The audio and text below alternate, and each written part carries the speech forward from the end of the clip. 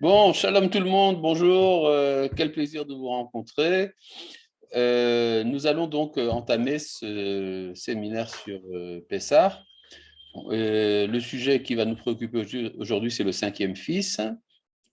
De quoi s'agit-il? Alors, pour bien situer notre sujet, je pense qu'il est important de comprendre qu'est-ce qui est central dans la soirée du Seder. Dans la soirée du Seder, ce qui est central, c'est un organe particulier, la bouche. Par exemple, alors que à Rosh Hashanah, ce qui est central, c'est l'oreille, puisqu'il faut entendre le chauffard. À Hanouka, les yeux, puisqu'il faut voir les lumières de Hanouka. Euh, donc, on peut dire qu'à la limite, chaque fête du calendrier juif a son organe particulier. Ce qui est particulier à la soirée du Seder, c'est la bouche, dans les deux sens, c'est-à-dire de l'intérieur vers l'extérieur et de l'extérieur vers l'intérieur. De l'intérieur vers l'extérieur, nous avons des commandements d'abord de raconter la Haggadah, le récit de la sortie d'Égypte, la Maguide. Nous avons également le Hallel, accessoirement également le Birkat Hamazon. Et nous avons des mitzvot qui consistent à introduire par la bouche. Il s'agit de manger le sacrifice de Pessah, la matzah, le maror, le karpas et de boire les 4 coupes. Donc on peut dire qu'on est très occupé au travail buccal pendant cette soirée. Et là, nous allons parler de l'élément de parole, c'est-à-dire le fait de parler. Et ce qui est intéressant, c'est d'abord de voir dans quelle langue c'est dit. On parle dans une langue assez intéressante, l'hébreu, mais ça commence par de l'araméen. Vous connaissez tous le premier passage du Maggid, c'est à l'achma ania diachalu avaatana bera de mitzrayim kol virfin yete veichul kol ditzrich yete vivsach hashata achat. Tout ça, c'est de l'araméen. Et très rapidement après, on passe au. Non, ça, c'est le kol chamira, mon cher ami. Ça n'a rien à voir, c'est pas le alachma ania. Donc, ça servait à rien de l'amener, mais enfin, c'est pas grave. Ça arrive à personne n'est parfait. Et donc, par la suite, on passe au Manishtana. Manishtana, c'est en hébreu. Et après, Avadi Mayinu, et tout le reste, tout est en hébreu. Et puis, à la fin du Seder, au moment de Echad Miyodea, apparaissent brusquement quelques mots en araméen. Asara Dibraya, Hadasar Korvaya, Shnemasar Shiftaya, Shlosha Asar Midaya. Mais le poème dans son ensemble est en hébreu. Et après, on passe à Hadgadia, entièrement en araméen. C'est-à-dire qu'il y a un point de départ araméen, le milieu est en hébreu, mais vers la fin, on revient à l'araméen. Qu'est-ce que c'est que l'araméen? L'araméen, c'est la langue parlée dans l'exil. En effet, nos ancêtres venaient d'un contexte araméen. Abraham est appelé Avram, c'est-à-dire le père d'Aram, avant de devenir Abraham. Et on peut dire que l'araméen, c'est la tentation cosmopolite d'Israël. C'est-à-dire, on a toujours une tendance à parler une autre langue que la sienne. On pourrait presque dire que le subconscient collectif du peuple d'Israël parle l'araméen, ce qui fait que quand on veut comprendre un mot en hébreu, il faut comprendre également quelle est sa connotation araméenne. Très rapidement, le mot bara, par exemple, qui en hébreu veut dire créer, en araméen veut dire mettre à l'extérieur. Et c'est comme si quand on parle de création, c'était mettre à l'extérieur. Bon, ce qui correspond d'ailleurs un peu au français, exister, ex ist, c'est-à-dire être en dehors. Et donc, la langue que parlent les sages entre eux, les Talmidei Chachamim, quand ils s'envoient des lettres, quand ils discutent entre eux, eh bien, ils parlent en araméen. D'ailleurs, le Talmud est en araméen, le Zohar aussi. Et donc, sortir de l'exil, c'est sortir de l'araméen vers l'hébreu. On le voit très bien lorsque Lavan poursuit son gendre Yaakov et qu'il s'arrête aux frontières d'Eretz Israël et que là se conclut un pacte entre les deux. Eh bien, Lavan nomme l'endroit où ça se passe, il l'appelle Yegar Sahaduta, ce qui veut dire en araméen l'amoncellement en témoignage. Et Yaakov donne également un nom à cet endroit, il l'appelle Galaed, ce qui veut dire en hébreu amoncellement en témoignage.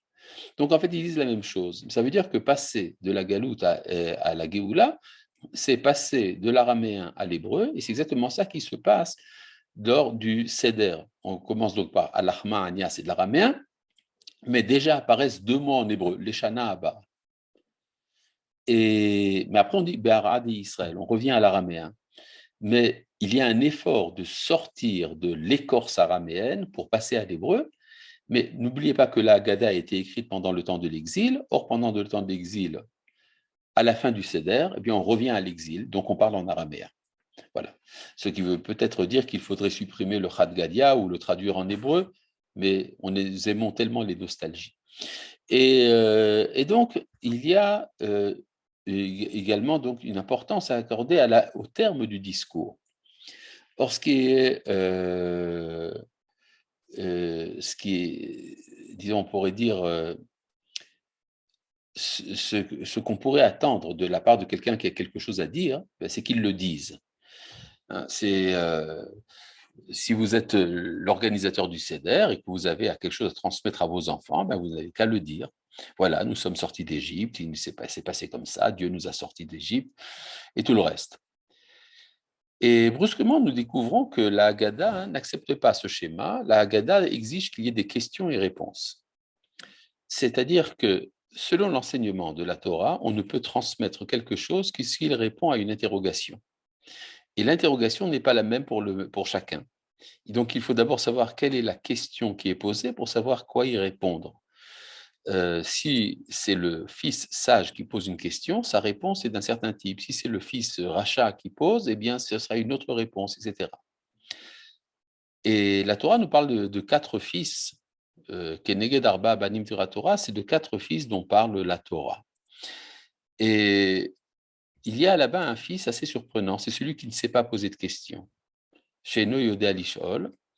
Et on pourrait se dire que du point de vue d'un éducateur religieux moyen, eh bien, ce fils qui ne pose pas de questions, c'est le fils idéal. C'est l'élève ultime. Il ne pose jamais de questions, c'est moi qui vais lui dire ce qu'il doit penser.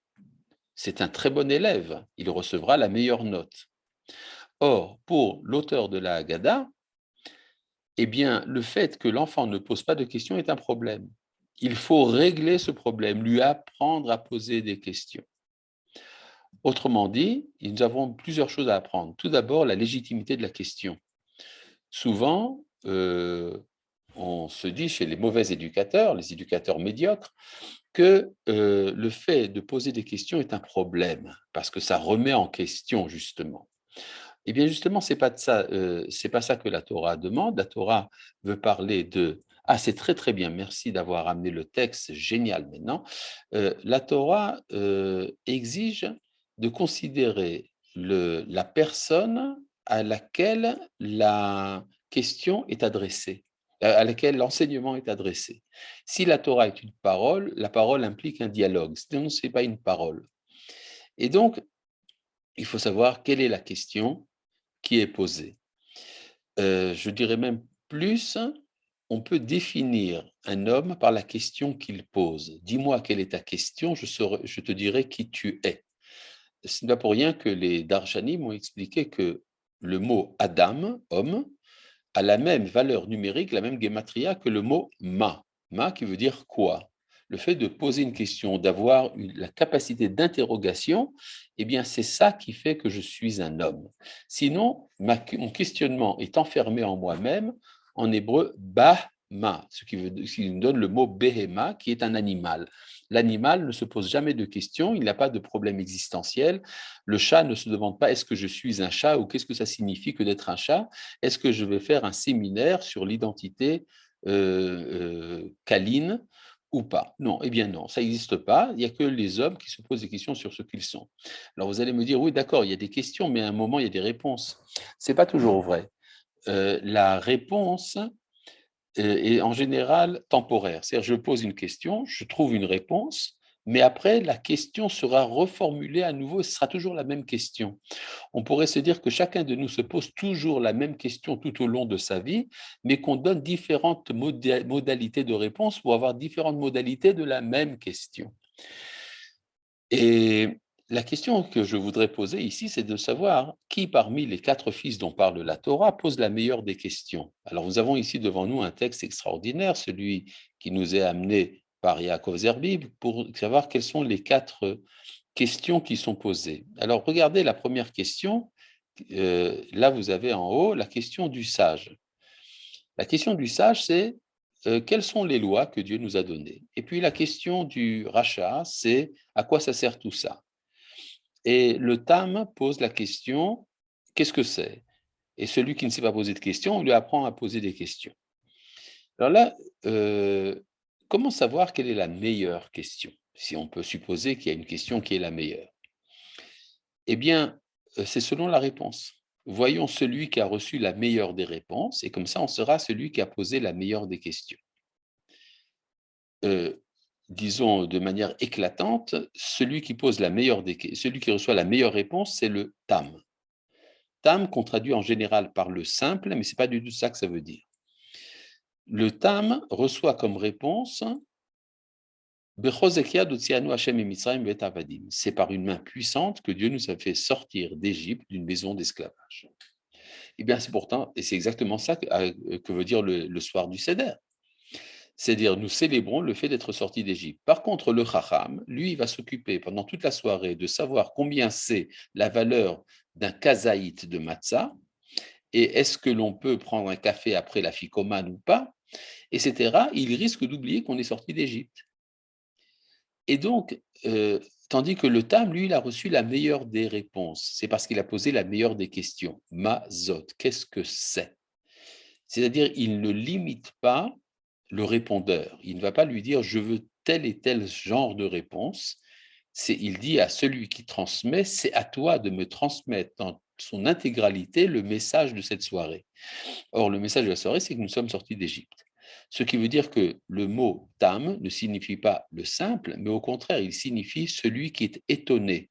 En hébreu, tamea. Il y a un verbe en hébreu, litmoa, qui veut dire s'étonner. Ce qui rejoint un peu ce que disait Platon, que l'étonnement est le premier pas de la philosophie, l'origine de la philosophie. Si on n'est pas étonné, alors il n'y a pas de réponse non plus.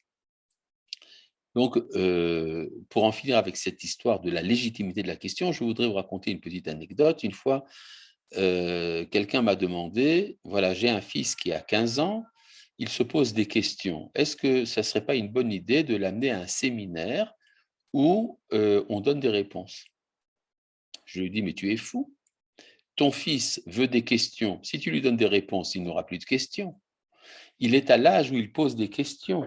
Et c'est ce questionnement qu'il faut légitimer, qu'il faut même à la limite encourager, au lieu de le disqualifier. La question n'est pas un problème, la question est une essence de l'être. Je suis un questionnement. Ça, c'est le premier point. Mais là, il y a une grave question qui se pose. Si je reprends le texte de la Haggadah, que Yaakov Zerbib a gentiment enlevé, je reviens ici à l'introduction à l'histoire du questionnement. Ah ben voilà, c'est revenu, très très bien. Mais il faut aller plus haut, il faut monter, il faut remonter, il faut remonter, il faut remonter, il faut remonter. Voilà, voilà, voilà. Voilà, très bien. Eh non, ça, trop bas. Là, il faut arriver. Voilà. Baruch Hamakom Baruch Hu, Baruch Shenatan Torah l'amo Israël Baruch Hu, béni soit le lieu, béni soit-il, béni soit celui qui a donné la Torah à son peuple Israël, béni soit-il. Keneged Arba Banim Dibra Torah, c'est de 4 fils dont a parlé la Torah. Je suis très embêté quand je lis ce texte, parce que quand on dit que la Torah parle de 4 fils, ça veut dire qu'il y en a 4 et pas 5. Comment je le sais? Parce qu'après, la Gada nous dit Echad Chacham, Echad Rasha, Echatam, Echad Shendalishol. 1 plus 1 plus 1 plus 1 égale 4. Mais ça, je sais compter sans qu'on me dise la somme.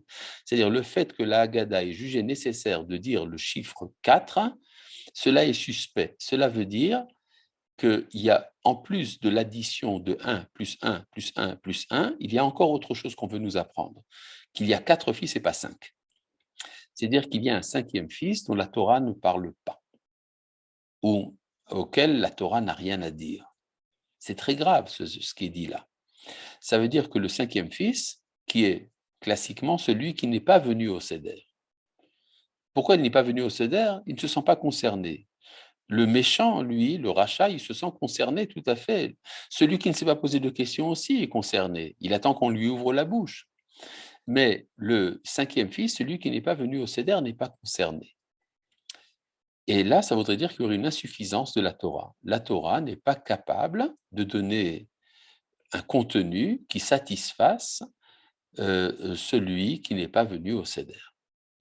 Et donc, on peut se demander, mais alors à quoi sert toute la Haggadah? À quoi ça sert de donner des réponses à 4 fils si il y a celui auquel la Torah n'a pas de réponse? Et ça explique pourquoi on ne peut pas commencer le Seder tant qu'il y a cette inquiétude. Et la réponse à cette inquiétude, c'est dans le début de la phrase. Baruch hamakom baruchu. Béni soit le lieu, béni soit-il. Dieu est appelé le lieu, makom. Pourquoi donc? Parce qu'il est le lieu du monde, nous dit le Midrash. Mekomo shel olam. Il est celui qui donne sa place à chacun. Donc, il s'occupe du cinquième fils.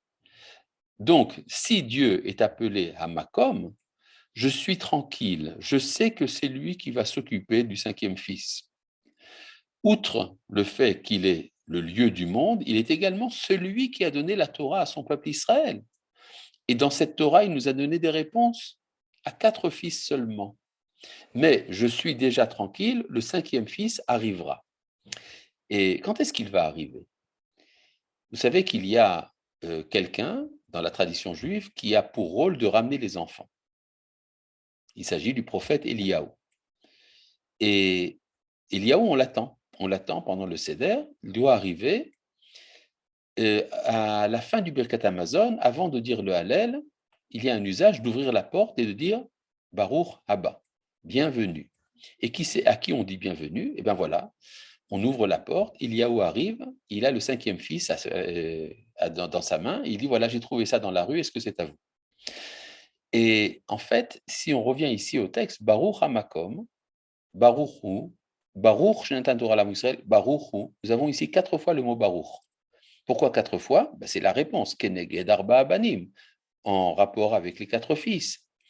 Et quand on dit Baruch Haba, à Eliyahu Hanavi, c'est parce qu'il amène le 5e Baruch, le 5e fils. Ce qui vous explique pourquoi vous avez 4 coupes dans la Haggadah, mais qui en fait sont 5 coupes. Il y a la 5e qui est la coupe de Eliyahu Hanavi, qui est attendue pour trancher est-ce qu'il faut faire 5 coupes ou 4 coupes.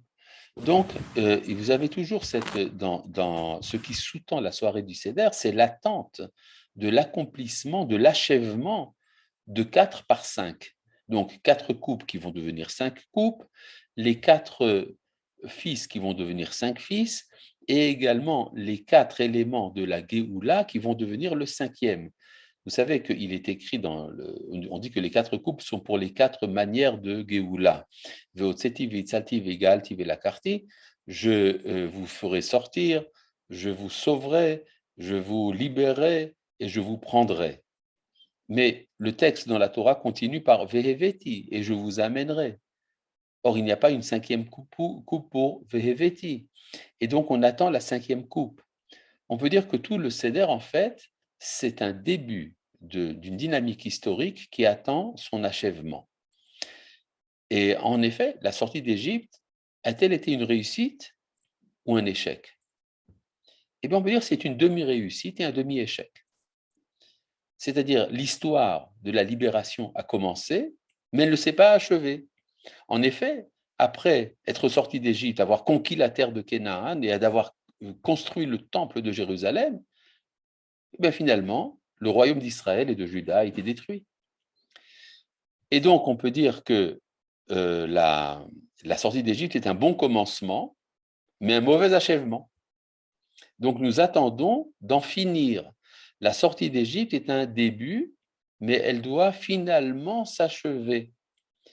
Et quand ça sera achevé, on ne parlera plus de la sortie d'Égypte. C'est ce que dit le prophète Jérémie dans le chapitre 23, quand il dit « Voici que des jours viennent, parole de l'Éternel, Et quand on jurera, on ne le fera plus au nom du Dieu qui a fait sortir Israël du pays d'Égypte, mais au nom du Dieu qui a fait venir la maison d'Israël du pays du Nord et de tous les pays où je les ai dispersés. Ce qui veut dire que viendra un jour où Yom HaAtzmaut aura plus d'importance que Pessah, si Pessah ne disparaît pas totalement. Il y a à ce propos un débat entre les Chachamim et Benzoma dans le Talmud, pour savoir si la sortie d'Égypte sera quand même rappelée au temps messianique ou pas. Mais en tout cas, il est évident que quoi qu'il en soit, aussi bien selon l'opinion de Benzoma que selon l'opinion des Chachamim, c'est Yom HaAtzmaut qui est plus important. Or, il y a ici un phénomène très important. Il ne faut pas négliger. Mais avant de dire ce phénomène, je voudrais d'abord faire une petite déclaration. Ma déclaration est: je m'oppose à la consommation du Hametz à Pessah. Voilà, je suis abrité. Après avoir fait cette déclaration, je voudrais signaler quelque chose d'important. Il y a plus d'Israéliens qui mangent de la viande grillée à Yom HaAtzmaut que d'Israéliens qui ne veulent pas manger de Hametz à Pessah. D'ailleurs, ça défraye la chronique politique actuellement. Ce qui veut dire que le prophète a raison. C'est-à-dire la place que prend la dernière Géoula dans la conscience collective d'Israël est plus grande que la première Géoula. Ça ne veut pas dire qu'il faut manger Chas Shalom du Hametz à Pessar. Je suis contre, je l'ai bien dit. Mais n'oubliez pas que la soirée du Seder a son sens dans cette espérance de l'achèvement. D'ailleurs, quand on finit le Maguid, c'est exactement ce que l'on dit. On fait une bénédiction à la fin du Maguid dans laquelle on dit que puisque nous avons eu le mérite de manger de la matzah et du maror, nous attendons un jour où nous viendrons dans le Beth Amikdash et nous mangerons le sacrifice de Pessah et dont le sang sera jeté sur l'autel, et nous ferons un nouveau cantique pour notre délivrance. Shir Chadash al Geulatenu. Ce nouveau cantique, on le connaît, c'est le Hallel de Yom HaAtzmaut. Donc il y a cette tension entre la première Géoula et la dernière Géoula dans la soirée du Seder, et ça passe à travers les questionnements des quatre fils. Et remarquez une chose très importante, il y a une anomalie rituelle dans le Seder, c'est le Hallel. C'est un Hallel qui se fait le soir, qui se fait à table, alors que le Hallel se fait debout, et c'est un Hallel coupé en deux. On mange au milieu du Hallel. C'est absolument incroyable, une chose pareille. On devrait soit finir le Hallel avant le repas, soit faire le Hallel après le repas. Mais là, c'est un repas qui coupe le Hallel en deux. C'est très simple. La première partie du Hallel parle de la sortie d'Égypte, et ce qui vient après parle de la délivrance finale, de la guerre de Gog et Magog, et tout le reste. Donc, en fait, on a ce sentiment d'être au milieu, et au milieu, il y a un repas. Et pendant ce repas, eh bien, on parle évidemment de la sortie d'Égypte, et on parle de beaucoup de choses, mais c'est au milieu d'une mouvance historique. Et donc, une fois que nous avons bien compris ça, je voudrais maintenant parler ici de la question. Non, d'abord, je voudrais savoir qui est le cinquième fils. Ce cinquième fils dont nous avons tellement parlé, mais nous n'avons pas vraiment parlé. Il n'est pas venu au Seder, mais qu'est-ce qu'il est alors? Il est, selon moi, celui que le Tanakh appelle le moqueur, le letz. Le letz est celui qui rejette toute valeur. Le rachat, par contre, le méchant, lui, il a également une échelle de valeur. L'échelle de valeur du rachat est l'inverse de l'échelle de valeur du tzaddik. Et si vous voulez bien fermer là-bas votre micro, là, la personne qui parle, je ne sais pas qui c'est. Et donc, l'échelle de valeur, c'est probablement Claude Nakache qui n'a pas fermé son micro là-bas. Donc, voilà, très bien. L'échelle de valeur du rachat n'est pas, existe, elle est simplement le contraire de celle du tzaddik. Tandis qu'il y a le moqueur, celui qui dit il n'y a pas de valeur. Or, ça peut être dit de manière extrêmement intelligente. Ça peut être un philosophe existentialiste de l'absurde. Ça peut être Albert Camus. Mais pour lui, il n'y a pas de sens. S'il n'y a pas de sens, il n'y a pas de question. S'il n'y a pas de question, il n'y a pas non plus de réponse. Mais alors, qui c'est qui va s'en occuper? Celui qui donne la place, même au moqueur, celui pour qui il y a un sens. C'est le créateur du monde a donné un sens à celui qui refuse le sens. C'est lui qui va créer le vide de valeur qui va permettre l'existence de l'être. Je reprends ici un enseignement de Rabbi Nachman de Braslav dans le Likutei Moharan au chapitre 64, auquel nous arriverons dans notre série sur le Likutei Moharan, Bezrat Hashem, dans laquelle le Rabbi Nachman explique qu'il y a une forme d'hérésie qui est la négation des valeurs. Et cette négation des valeurs, c'est également la négation donc que fait le cinquième fils, celui qui ne veut pas donner de sens à la mouvance historique, à la sortie d'Égypte, etc. Et de ce point de vue-là, le moqueur, le letz, est exactement le contraire du rachat. Le rachat est quelqu'un d'extrêmement sérieux. Non seulement il est très sérieux, mais la Torah pense qu'il faut répondre à ces interrogations. Quel est l'argument du rachat? Le rachat dit Maha avoda azot lachem. Qu'est-ce que c'est que ce labeur, ce service pour vous? Et il aurait pu simplement dire Maha avoda azot. Qu'est-ce que c'est que ce labeur? Le mot lachem est suspect. Lachem veut dire pour vous. Or, l'expression lachem a un sens très particulier du point de vue du Talmud. En effet, dans la Torah, quand on parle des fêtes, alors il y a des versets dans lesquels il est dit ce sera une assemblée pour vous. Atzeret tiye lachem. D'autre part, il est dit Atzeret lachem. Il y aura une assemblée en l'honneur de Dieu. Et le Talmud explique que le mot lachem signifie manger et boire, tandis que lachem pour Dieu signifie faire la prière et étudier. Alors le problème est de savoir à quoi est-ce qu'on doit passer les fêtes. Est-ce que la fête sera remplie d'études et de prières, ou est-ce que la fête sera remplie de boissons et de consommation? Il y a à ce propos un débat entre les Tanaïm, entre Rabbi Eliezer et Rabbi Yehoshua. La halacha est comme Rabbi Yehoshua, qui est que les jours de fête doivent être divisés en deux. Chalkeu, chetzio lachem, chetzio lachem. Il faut diviser la fête en deux, moitié pour vous, moitié pour Dieu. Et donc, si je reprends dans ce contexte-là la question du rachat, Maha avoda azot lachem. Qu'est-ce que c'est que ce labeur? C'est pour vous. C'est-à-dire, vous mangez un sacrifice, le sacrifice de Pessah, c'est un agneau grillé. Vous aimez beaucoup l'agneau grillé, les côtelettes d'agneau, c'est délicieux, mais c'est pour vous. Et vous prétendez que quand vous remplissez votre panse de viande grillée, vous faites le service de Dieu. Ma avoda azot lachem. Lachem velo lo. C'est pour vous et pas pour lui. Qui c'est lui? C'est Dieu. C'est-à-dire, vous travaillez pour vous-même. La religion, en fait, remplit une fonction sociologique. D'ailleurs, c'est ce que signifie le mot religion en latin, religio, qui veut dire relier. Ça relie les hommes entre eux. Et vous prétendez que c'est quelque chose d'idéal.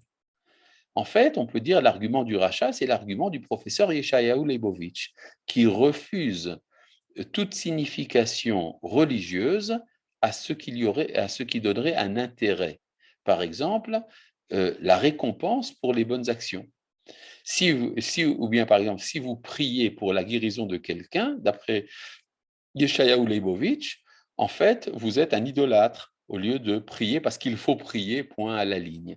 Donc, c'est ça que dit le rachat. Lachem velolo, il a une exigence, le rachat, d'idéal. Il demande que le service de Dieu, s'il existe, soit un service entièrement spirituel et désintéressé. En fait, c'est parce qu'il s'est fait sortir de la communauté qu'il nie l'essentiel. C'est-à-dire, il a oublié que lui aussi, il aime bien la viande grillée. Afata akhe et shinav. Donc, il faut lui agacer les dents. C'est quoi cette histoire d'agacer les dents? D'abord, que signifie le mot rachat? Rachat, c'est un mot qui signifie celui qui adopte le mal comme mode de comportement, comme critère de comportement. Mais est-ce que le mal, c'est vraiment mal? Nous avons tous en nous un Yetzeratov et un Yetzerara, une tendance au bien et une tendance au mal. La tendance au mal fait partie de la vitalité. Si quelqu'un n'a pas de Yetzerara, il a besoin immédiatement d'un psychologue ou d'un médecin. Donc le Ra, le mal, n'est pas véritablement mal. C'est quand il est adopté comme ligne de conduite qu'il devient mal, c'est le rachat. Donc, il faut enlever la lettre shin du mot rachat. Akhe et shinav. Il faut donc supprimer le shin pour qu'il revienne au mal naturel avec lequel nous pouvons nous confronter sans problème. Ve'emorlo, il dit lui, Ba'avurze asa Hashem li. C'est en faveur de ça que Dieu a fait pour moi, Betsetim Mitzrayim, lorsque je suis sorti d'Égypte, li velolo, pour moi et pas pour lui.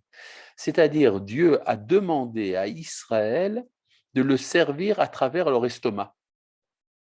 C'est-à-dire, vous allez vous remplir le tube digestif et c'est ça qui sera le service de Dieu. C'est ce qu'on appelle du monothéisme intégral. C'est-à-dire, non pas connaître Dieu dans le spirituel, mais connaître Dieu dans l'intégralité de l'être. Et ça implique également le matériel et le spirituel à la fois. C'est ça, si vous voulez, l'objet du judaïsme. Maintenant, on peut très bien dire, oui, mais je ne suis pas intéressé à ce mode de service de Dieu. Alors on lui dit, oui, mais c'est trop tard. Si tu avais été là-bas, tu aurais pu ne pas être sauvé. Il y a eu un moment dans l'histoire où chacun pouvait décider à quel type d'histoire il va participer, soit à celle de l'Égypte, soit à celle d'Israël. Mais maintenant, lui dit-on à cet enfant, tu n'es plus là-bas, tu es là, tu es avec nous. Donc tu es sauvé malgré toi. Alors pourquoi faire des problèmes? De toute manière, tu ne pourras pas t'en sortir, tu vas faire partie de l'histoire d'Israël. Et donc, en fait, c'est une manière de consolation quand on lui dit il faudrait avoir été là-bas pour avoir ce genre de position. Mais maintenant, c'est trop tard. La question qui se pose maintenant, je voudrais passer au She'eino Yodea Lish'ol, celui qui ne s'est pas posé de questions. Alors, la Haggadah nous dit qu'il faut lui apprendre à en poser. At petarlo, toi, ouvre-lui la bouche. Mais où est-ce qu'on a chez Nehemar, ainsi qu'il est dit, alors là, on nous amène un verset, et ce verset est censé prouver qu'il faut apprendre à celui qui ne s'est pas posé de questions à poser des questions. Et quand je lis le verset, a priori, je ne vois pas comment. Voyons donc. Vigadeta levincha bayom haou est mort, et tu diras à ton fils en ce jour, en disant, c'est en faveur de cela que Dieu a fait pour moi lorsque je suis sorti d'Égypte. Extrêmement surprenant. La fin du verset, c'est exactement ce qu'on a répondu au rachat, au méchant. Alors, pourquoi, où est-ce qu'il est écrit qu'il faut lui ouvrir la bouche? Mais si on lit bien attentivement le verset, on voit que c'est écrit en toutes lettres. Je reprends le verset. Vehigadeta levincha bayom haou, et tu diras à ton fils en ce jour, les morts de dire. C'est-à-dire, tu lui diras de dire. Ah bon? Donc ça veut dire qu'il faut lui ouvrir la bouche. Mais qu'est-ce qu'il doit dire? Il doit dire la réponse qu'on donne aux méchants. C'est très simple. Pourquoi est-ce que celui qui ne s'est pas posé de questions n'en pose pas? Parce qu'il se dit, tout va très bien, même sans poser de questions. On lui dit, oui, mais tu dois sortir de ton indifférence. N'oublie pas qu'il y a des réchaïm sur la terre. Il y a des réchaïm dans le monde et il faut leur donner des réponses. Donc, tu diras à ton fils en ce jour de dire au rachat que Dieu a fait pour moi lorsque je suis sorti d'Égypte. C'est-à-dire que pour sortir de l'indifférence, il faut être conscient de la réalité du mal. Et c'est exactement ça qu'on dit au She'eino Yodea Lish'ol. Sache qu'il y a le mal dans le monde et que le mal a besoin d'une réponse. C'est donc ça l'élucidation du She'eino Yodea Lish'ol. Pour ce qui est du Tam, on a déjà vu, le rachat, on a déjà vu. Mais qu'est-ce qu'on n'a pas encore vu? Je pense que Yaakov Zerbib sait très bien que nous n'avons toujours pas vu le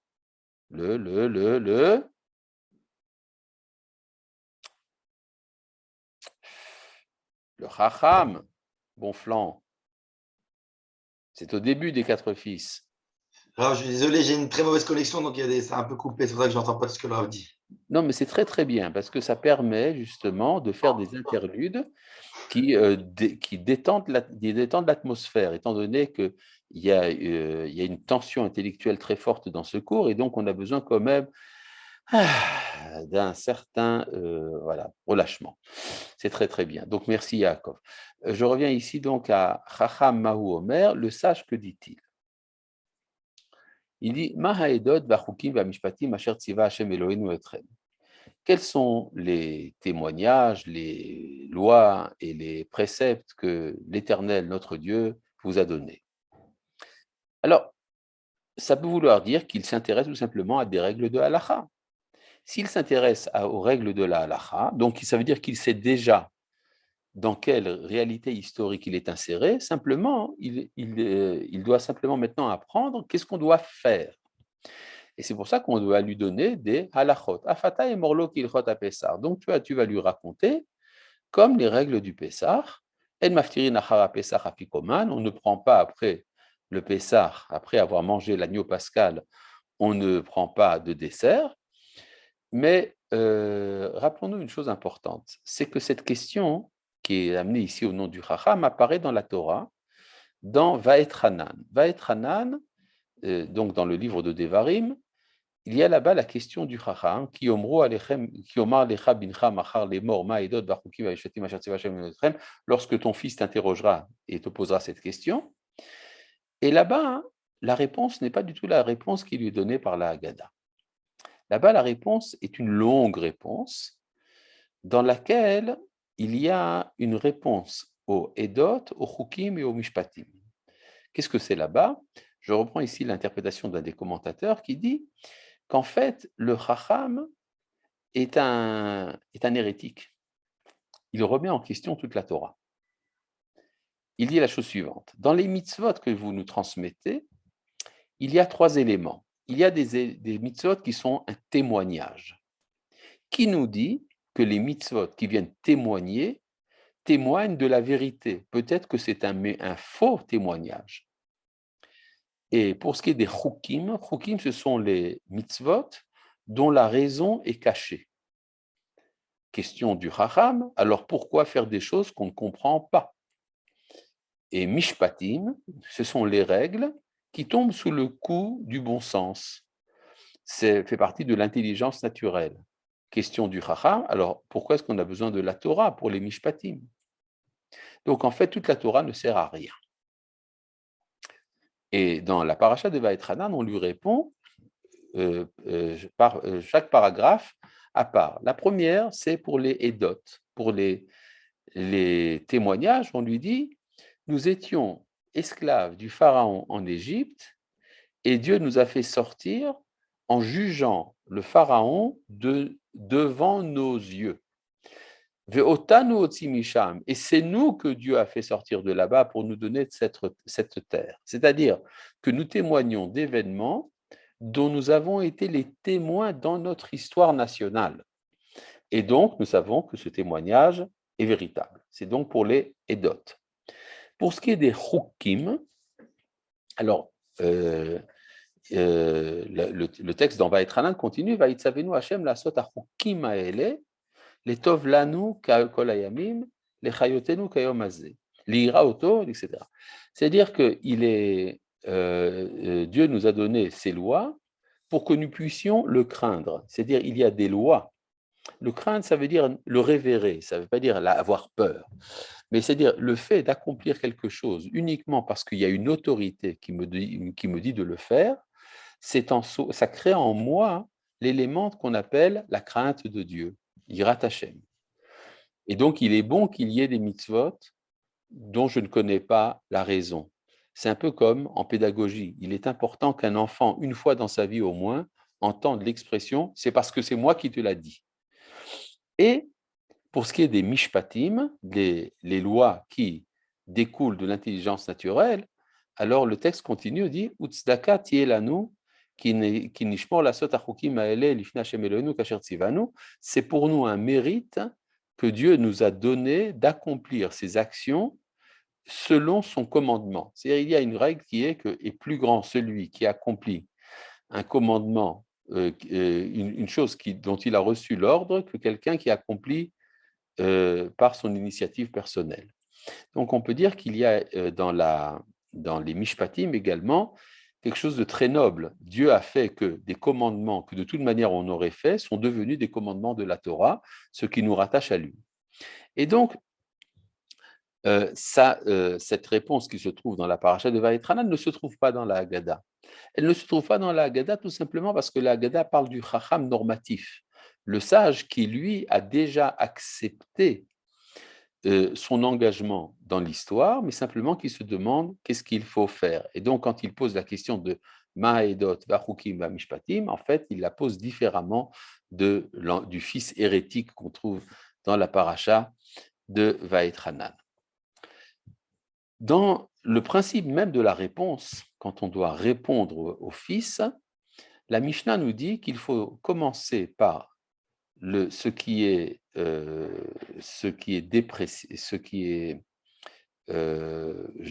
honteux, et après passer par ce qui est louable. Genout Shevar. C'est-à-dire quand on répond à la question de l'enfant, il faut d'abord lui dire ce qui n'allait pas, et après lui dire ce qui va bien. Et là, nous avons deux opinions dans le Talmud qui finalement sont les deux apparaissent dans la Haggadah. C'est que on lui dit d'abord Avadim Ayinu, nous étions esclaves, ce qui est honteux. C'est une honte d'avoir été esclave. Mais après, on dit ce qui est louable. Vayotzienu Hashem Eloheinu Misham. Et Dieu nous a fait sortir de là-bas. Ça, c'est le premier type de réponse que l'on donne selon la Gemara. Le deuxième type, c'est Mitechila Ovde Avodazara Yu Avotenu. Au début, nos ancêtres étaient idolâtres, ce qui est également honteux. Et tandis que, et après on dit, non, mais ce qui est louable, Vershav Kervanu Amakom Lavodato, et maintenant Dieu nous a rapprochés de son service. Shalom Uvracha Rav, pourquoi le Baal Haggadah change-t-il les réponses que la Torah donne à chaque question? Oh, ça c'est extraordinaire, mais je suppose que vous avez déjà lu les commentateurs à ce propos, donc il n'est pas nécessaire que je revienne là-dessus. Si vous ne l'avez pas fait, je vous encourage à lire les commentateurs. Il y a des très bons commentateurs de la Haggadah. Et donc, je reviens ici donc à ce problème. Il y a un débat pour savoir si ce qu'on dit au Fils, c'est que Dieu nous a fait sortir de l'esclavage, ou est-ce qu'on dit que nous sommes sortis de l'idolâtrie? En fait, c'est comme s'il y avait tout un débat, savoir quelle est la nature de la soirée du Seder. Est-ce que la soirée du Seder, c'est un événement national, la libération, ou est-ce que c'est un événement religieux, c'est sortir de l'idolâtrie? Et il est très difficile de faire la différence entre les deux, parce qu'on ne peut pas servir Dieu tant qu'on est asservi à quelqu'un d'autre. On ne peut pas dire le Hallel pour Avdei Hachem, ceux qui sont les serviteurs de Dieu, si on est les serviteurs du Pharaon. Et d'ailleurs, on voit très bien dans le texte de la Haggadah, dans le Avadim Ayinu, on dit la chose suivante, que même les sages doivent respecter le Shabbat et mettre les téphilines. Ah non, ça c'est pas écrit. On n'a jamais vu que pour une mitzvah quelconque, on dise même les rabbins doivent accomplir les mitzvot. C'est une évidence. Et pourtant, dans le texte de la Haggadah, on dit même les sages doivent raconter la sortie d'Égypte. Si c'est une mitzvah de raconter la sortie d'Égypte, alors pourquoi est-ce qu'on a besoin de préciser que même les sages doivent le faire?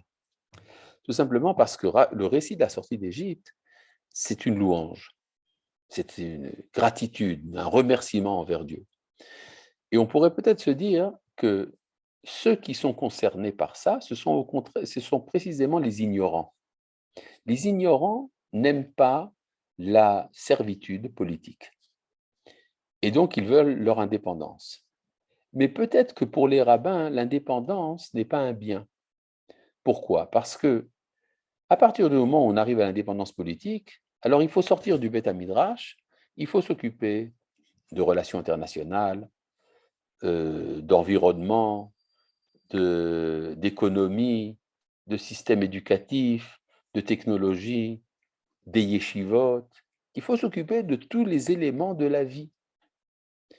Et il serait peut-être préférable que ce soit le pharaon qui s'en occupe, qu'il nous donne simplement la liberté religieuse sous domination pharaonique, Et on ne demande pas plus que ça.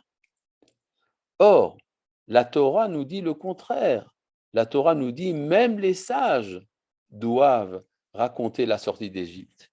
Ce qui veut dire que les sages doivent comprendre qu'il n'y a pas de Torah sans indépendance politique.